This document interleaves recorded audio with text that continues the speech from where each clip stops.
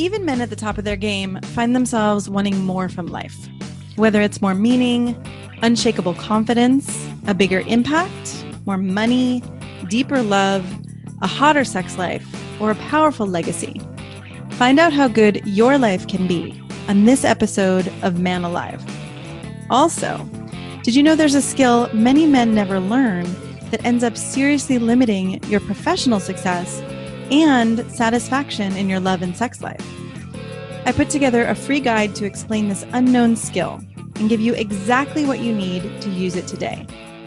Get it by heading over to ShaynaJamesCoaching.com or text the word ALIVE, ALIVE, to 44144. That's 44144. You'll also get access to Man Alive outtakes, raw footage, and bonus videos you can only get there. Most of us learned about sex through our peers or magazines or very sparse sex ed classes. You know, most of us were not really given a thorough introduction to the beauty and the pleasure and the sacredness that was possible. And really, sexual satisfaction starts with your ability to come to your sex life and your connections with women with a strong sense of your own goodness, or your own rightness, right? And that it's okay to get guidance and support from experts and from the women you're connecting with or having sex with. You know, the fact that most men and women, too, have been left to figure this out on our own has caused incredible breakdowns in relationships and a divorce rate that's skyrocketed and a lot of sexual dissatisfaction. So, you know, it's a big part of why I'm putting this together. And I believe all men can be powerful and on purpose in their lives. And I also believe that men can be loved and understood and sexually satisfied. And I see that men having the love and the support and the sex they need really makes the world a better place. But it's a sad fact that many men do not feel understood or cared for or supported or sexually satisfied. Okay, let's move into the 10 essentials of attraction most men are never taught. These are from a course I created called Authentic Magnetism. And as I said, I'm sharing these with you now because I want to head off any way you might take the expert's wisdom and think you need to become a certain type of man to have what you want. Or any way you might make yourself wrong because you're new to some of this. You know, sure, there are some skills to learn, but a lot of this is actually about unlearning and peeling off the layers you put on when you didn't have the guidance or support you needed. And these essentials evoke the truest parts of you, which allows for a closer connection emotionally and energetically and physically, which without a doubt help to increase your sexual satisfaction. All right, so here we go. The 10 essentials of attraction most men are never taught that take the struggle and stress out of approaching, dating, and sex. Essential number 1 is how your being has much more of an impact than what you do or say. Now, depending on what you've heard or read or experienced, this may make sense or it may sound like crazy talk, but let me explain this one because how your being is really different from what you do or say. The levels, or these deeper levels, I would call them of being, include what you're actually feeling, the beliefs and perspectives that are underlying your words, your relationship with your body, how you cultivate and experience and move energy in your body, right? Your being is what creates your tone of voice, your posture, your facial expressions, but it's deeper than those surface expressions.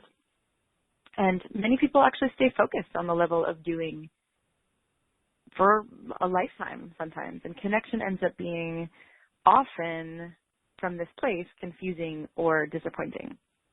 And so focusing your attention on the level of doing, you're really unlikely to have satisfying sex and connections with women. And this is where you'd likely be focusing on,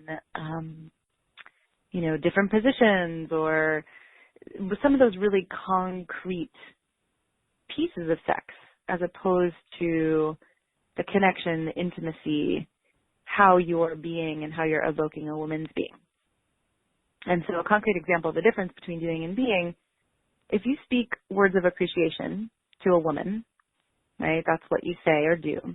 But underneath that, you're actually upset with her, angry with her. She's going to be aware of the fact that you're doing something, but that your being is different than the doing, right? She's going to be aware of both. And this is actually a cause of many, many fights in relationships. So you can probably feel this too, but, I'd say for sure women feel when you're resentful or pissed off or objectifying or whatever those things are that are underneath the doing, your being, right? And you can try and cover that up with words of appreciation or an act of appreciation or giving a gift or doing something nice, but it's going to feel off to her. She's not going to feel good around you. She's going to feel this strange dissonance, and even if she can't put it into words, she will feel it. Now, you can even take women out of the equation, right? And if you go up to a man and ask how he's doing, and he says fine with a smile on his face, but you can feel that underneath that he's kind of pissed off or anxious, there's something unsettling about that. And so the level of being, that part of our being, communicates really powerfully and often louder than what you do. And when a woman feels unsettled by your being, she doesn't feel safe. And she won't relax with you. Her heart won't open. And really then her body won't either. And that's where this ties into sexual satisfaction. And so it's not learning new techniques or positions that actually create more sexual satisfaction. It could be part of it. But ultimately, it's shifting in these deeper levels of being to come from a place of love and acceptance and appreciation and power, and all of this not only for her, but for yourself too. So we'll get into more of that later. If you do have questions or comments, definitely post them to the Facebook page, and I'll be on there later to answer them. Okay, so this leads to essential number 2. Aligning your outsides to your insides inspires women's trust and attraction. Aligning your outsides to your insides inspires women's trust and attraction. Some people would call this authenticity. So like I said, covering up what's really going on with you with words or actions doesn't mean women won't feel it. And the dissonance pushes women away when they get close, or it keeps them from being drawn in the first place. There's something that a woman has that spidey sense that she's like, I don't trust this, there's something off here. So the most attractive and compelling insights for a woman are actual care and appreciation and respect and love. And it doesn't mean that when you fall in love with a woman or when you fall for a woman, it makes you weak. Right? You can still be strong and powerful and grounded and clear. And it's this deep care and respect and love that actually makes you an amazing catch for a woman. Then there's the great sex piece, right? The power and all of that. But ultimately, you can be really sexual and really hot, and women may either not go for you or not stay with you very long if this part of your insides is not cultivated. Now, one of the great things about aligning your insides with your outsides is that you can stop pretending that you aren't attracted to a woman when you are. Because when you share and show your attraction, it opens women in their body and their heart. And so sure, there are some ways that this goes over better than others, but and it doesn't mean you're going to take action on all of your attraction or force yourself on a woman just because you're feeling it, but you don't have to shut it down. And opening it up and expanding to feel more of it will help awaken a woman's attraction. Okay, this leads us to essential number 3, which is that head, heart, balls balance is irresistible. Right? Now, each part of you draws out the matching part of the woman or the women you interact with. And so if you're really heady, you're going to naturally evoke a woman's headiness or her thoughts, her intellect. If you're caring and loving, you're going to evoke her heart and her care. And if you're connected with your desire, your sexuality, or, your balls, you will awaken that in a woman. Now, each of these allows you to have a different kind of positive impact on women. And each of these also allows you to make a different kind of mess or have no impact at all. And so this isn't about one being better than another. It's about you having choice, and it's about balance. And if you're like most men, you are strongest in one of these areas, or sometimes two. And you'll know you're out of balance when you interact with a woman and she does things like look away or act busy when you come near, when she politely tells you, thanks, but she needs to actually read her book. When she says, call me, but then doesn't answer her phone or disappears without explanation. Or when she says no to a second date, even though you thought it went well. The main point I really want to make here is that the solution is not to turn down the dial on one part of you, your head or your heart or your balls or your sexuality, to make another part seem louder, right? You really can and want to turn them all up to 100%, to be turned on, alive, and in your own unique way. So I could go a lot deeper into this one, but for now, remember that you're not trying to turn the dial down on your care or your intellect to get women to feel more attracted to you. You're turning up the dial on your sexuality. You're allowing for more of it. Or if women have felt unsafe around you, around your sex and attraction, then balance would come in turning up the dial, likely on your heart, to come into balance with your sex. Okay, and we're going to move on to essential number 4, which is that your uniqueness attracts the right women for you. So if you're trying to imitate someone else, you won't be the unique man you are, and you won't attract the women who would be a genuine and awesome fit for you. It's kind of like, think of it like this, like a tall, thin man trying to wear a short, wide man's pants, right? Not sexy. It's not sexy to use someone else's lines or games or try to imitate someone else. And it just really doesn't work. And when I meet men or when I'm doing online dating, I'm actually looking for someone who matches my strangeness or my way of seeing the world, and someone who has attention on the same things I do. And there really is no mold for who you should be. There are ways you can create more spark and more play, and ways you can more deeply connect and be alive in yourself, but you can do that in your own unique way.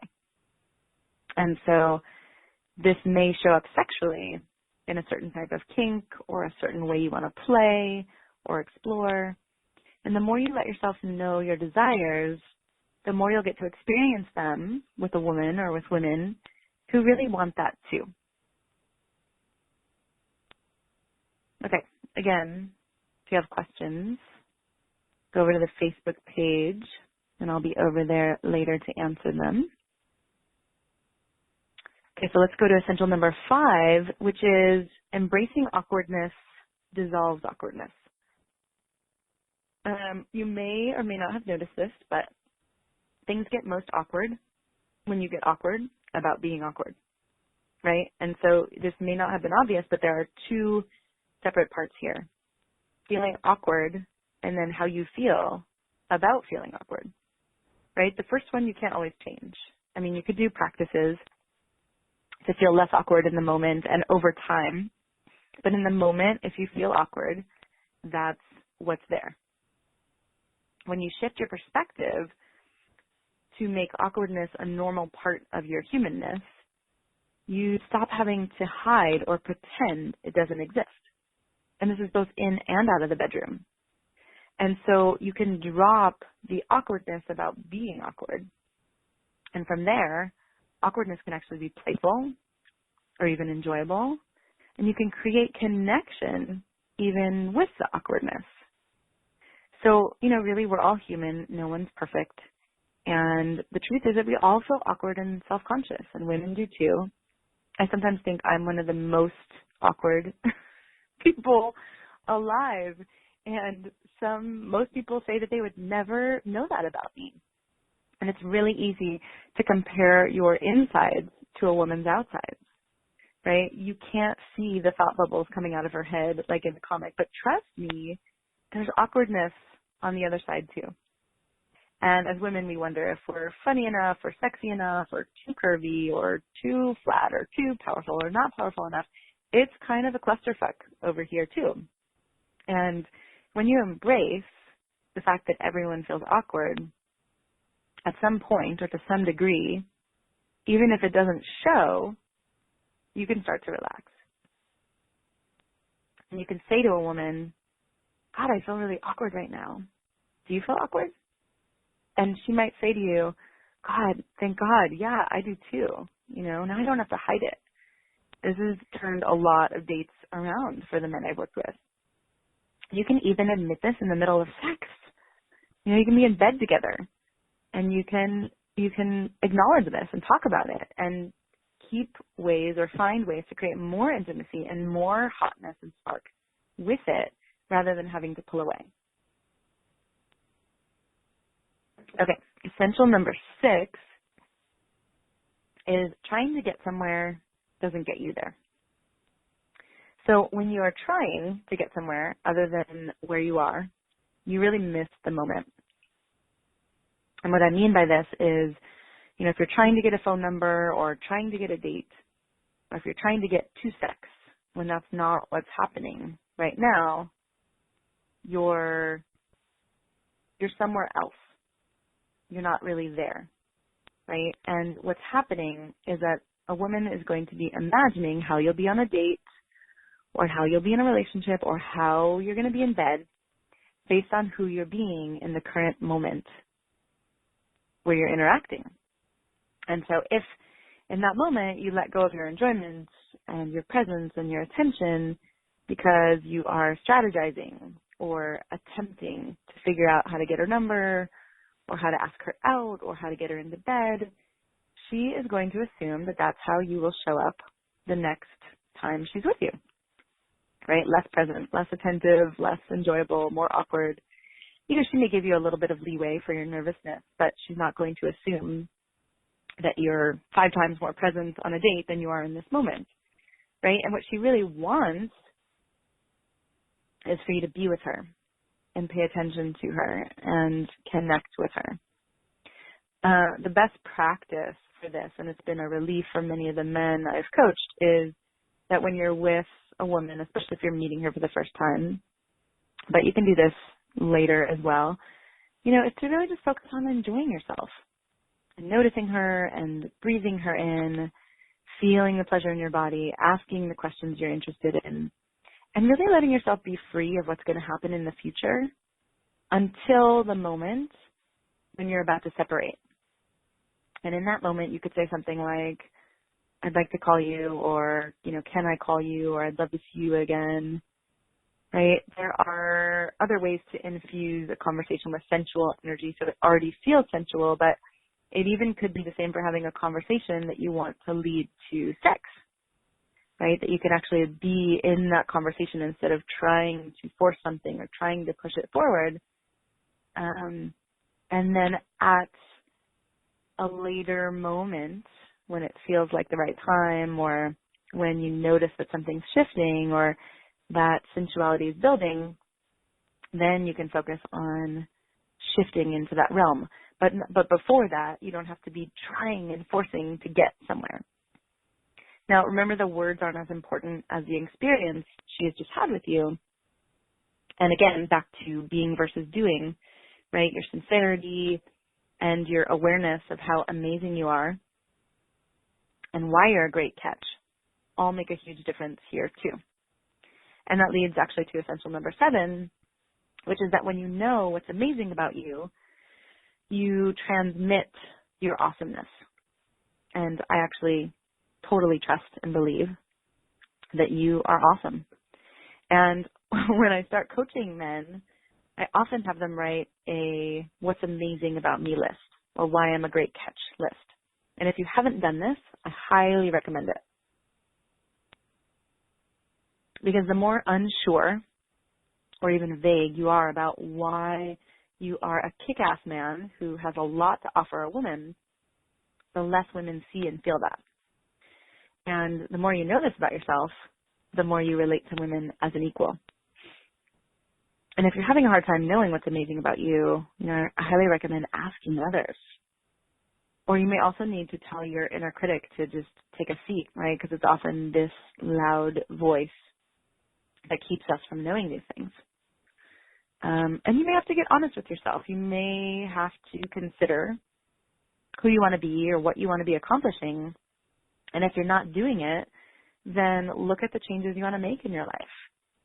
And then what I highly recommend is acknowledging yourself for recognizing this and taking the first step and actually knowing that that is a reason, that is something that's amazing about you, is your willingness to do that.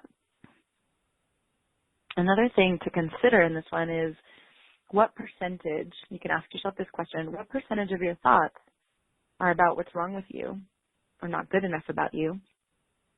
And what percentage of your thoughts are about what's great about you? And if there's a big discrepancy there, you can really get curious about that with yourself. And or you can simply start to put more attention on what's awesome about you than what you think is wrong with you. There are two really amazing books that I recommend on this topic. One is called There's Nothing Wrong with You by Sherry Huber. And Sherry is Cheri. She's I think a Buddhist nun. And there's another book that's called Love Yourself Like Your Life Depends on It by Kamal Ravikant. Kamal is Kamal. And both of these books are really, really powerful in helping to make this shift. And overall, what I want to say about this one is when you meet a woman, if what's amazing about you is not at the front of your mind, then what often happens instead is that you wonder if you're enough for her, or you think you're not good enough, or you think she's better than you, or something like that. And so really make sure that you know this about yourself. And this leads to essential number 8, which is that shifting your mindset from am I good enough for her to are we a match empowers you and takes her off the pedestal. So when you're attracted to a woman, it can be easy to lose sight of the fact that she might not actually be a match for you, right? Attraction isn't everything.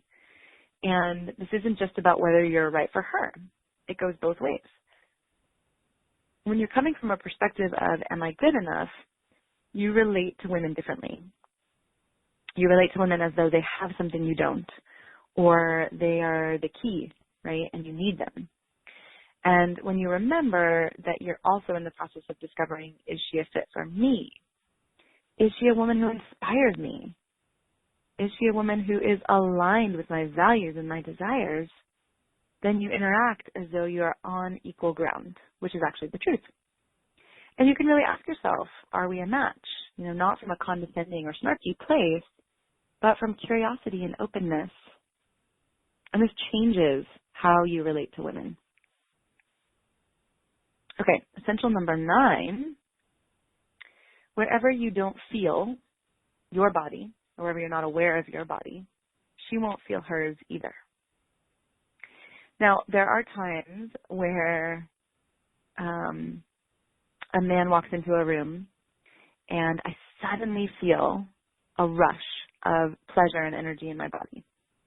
And those are the times when a man is feeling his own body and aware of what he's feeling and his sensations and his emotions, and when he's really allowing his life energy to flow through his body without clamping it off or dampening it down. And when a man is thinking a lot or disconnected or unaware of his body, I'm more likely to go along with a heady conversation and not feel my own body. So, I have access to feeling my body whenever I want to, but when I'm with someone else, there's either me actively bringing myself into my own body, remembering and choosing that, or there's being effortlessly drawn into my body by someone else. And even as I say that, I can feel what a joy and what a pleasure it is that I don't have to do anything. I just am being with someone else and suddenly my body lights up. It's really amazing. You know, people are like tuning forks. We resonate with each other. And there's actually science that backs this up. And so women respond to aliveness in your body and the energy moving through you, which can come in a range of emotions and sensations. It's not just about happiness. It's not just about power. Really, the more aliveness you experience, the more alive you're going to feel to her, and the more alive she becomes. For many of the men I've worked with, it's taken some one-on-one attention to come into and awaken the aliveness in their bodies. You know, and it takes some practice once you get there, but once you are there, you know how to keep going back. You know how to be really awake and alive in your body. All right, moving on to essential number 10. Spark happens in the space between. Okay, spark happens in the space between, so don't try to fill in the space. Many men I interact with try to create spark with words. And actually, you know, again, there's nothing wrong with that. It can really be fun and hot and playful, but the real place that spark happens is the space in between. Between the words, between the doing, between the actions. It's similar to music. Without the space between the notes, right, the notes don't pop. They don't ring. And you can be saying really sexy words or doing really caring, amazing things for her, and that will evoke her feelings, you know, and love and attraction, but it's not where most of the spark ignites. And many men try to fill in the space so that it doesn't feel awkward, you know, those awkward silences. And what I say to that is just don't, right? Instead, learn to relax in space and start to notice and feel her. Feel the woman you're with. Feel yourself. Feel the room you're in. Get curious. One of the ways I think about it is you can be like a little kid sitting in a pile of dirt. I have a 4-year-old son, and when he's doing something, he is doing it. He is amazed. He's driving his trucks around the room, or he's, you know, playing in the dirt. He's in awe in a way. I mean, he doesn't even know he's in awe, right? But he's just fully exploring. And you can do that. You can do that with your own sensations in your own body. You can do that with a woman you're with. You can do that with your surroundings. You know, what is this? What is most apparent or alive here right now? Or even what isn't alive here right now? Right? So how does this relate to sex? I mean, I've sat in silence many, many times and felt so turned on. It was actually like having sex or melting together, you know, before we even touched. And when we did actually have sex, I mean, the hotness was off the charts because there's already that energy. And so the way to really create spark without doing anything is to become a connoisseur of the space and the moments between the doing. To become a connoisseur of right now and of the intricacies of the energetic and emotional and physical and even intellectual connection. And the more present you are in the moment, the hotter it can get and the hotter it will be. Okay, those are the 10 essentials, but actually I have a bonus essential. So I'm going to do essential number 11. This one is so important, and I've covered it in different ways, but I really want to highlight this one. And essential number 11 is loving yourself where you are is the key to relaxation and confidence. Loving yourself where you are is the key to relaxation and confidence. And so the more you beat yourself up, the less available you are for connection. Right? The less you'll have attention for a woman, the less you'll inspire her with your uniqueness, the less hot sex will be, because you're actually more in relationship with yourself than you are with her. You know, you're kind of leaving her out. You're leaving her alone because you're in this dialogue with yourself and what may be wrong with you or what you're struggling with. And so any moment you notice yourself beating yourself up or making yourself wrong, you can actually make a choice to love and appreciate yourself wherever you are.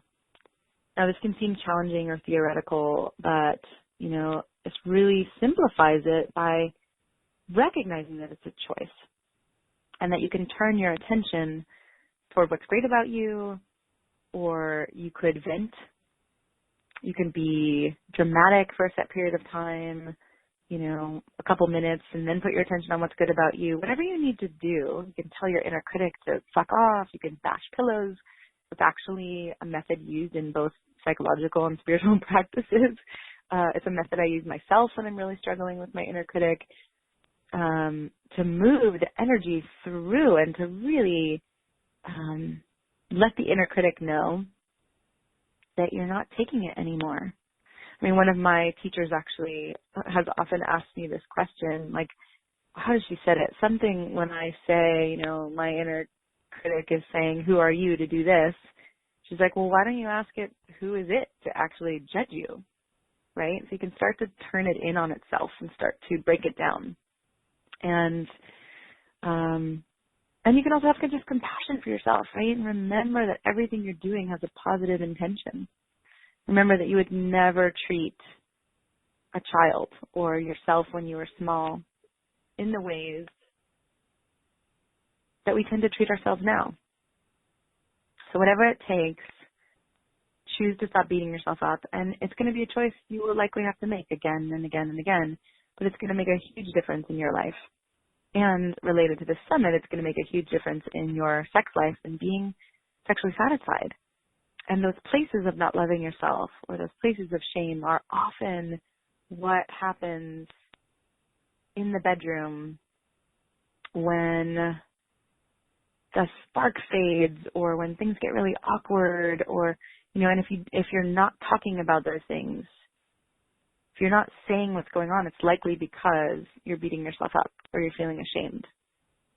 The more you're loving yourself, the more you have compassion for yourself, you can just come right out and say, this is what happened, this is what's going on, this is what I'm struggling with, and you can stay connected. So the last one again, loving yourself wherever you are is the key to relaxation and confidence. Okay, I'm just going to scroll back through and list out all 10 again. So essential number 1, how your being has much more of an impact than what you do or say. Essential number 2, aligning your outsides with your insides inspires women's trust and attraction. Essential number 3, head, heart, balls balance, or head, heart, and sex balance is irresistible. Essential number 4, your uniqueness attracts the right women for you. Essential number 5, embracing awkwardness dissolves awkwardness. Essential number 6, trying to get somewhere doesn't get you there. Essential number 7, when you know what's amazing about you, you transmit your awesomeness. Essential number 8, shifting your mindset from am I good enough for her to are we a match empowers you and takes her off the pedestal. Essential number 9, wherever you don't feel your body, she won't feel hers either. Essential number 10, spark happens in the space between, so don't try to fill that space. And essential number 11 is loving yourself wherever you are is the key to relaxation and confidence. All right, so now you have the 10, or actually 11 essentials of attraction, and you can start experimenting with these in your life, in the bedroom, out of the bedroom. So excited for you to prioritize your sex life and, as I said in the beginning, for you to have a sex life where your wildest fantasies come together with your need for love and connection. I'm so glad you joined us for today's episode of Man Alive. I hope it gives you a sense of what's possible and how good your life can be. If you like what you heard, I'd be so grateful for you to subscribe to Man Alive and write a quick review that helps men like you find us. And again, head over to ShaynaJamesCoaching.com/manalive to get outtakes, videos, and raw footage I only share there. These are some of the most interesting parts of these expert conversations. You can also grab your copy of The Unknown Power to accelerate your career and solidify your confidence with women, because the two are related, and I know you don't have to settle for one or the other. Join us each week for a new episode of Man Alive.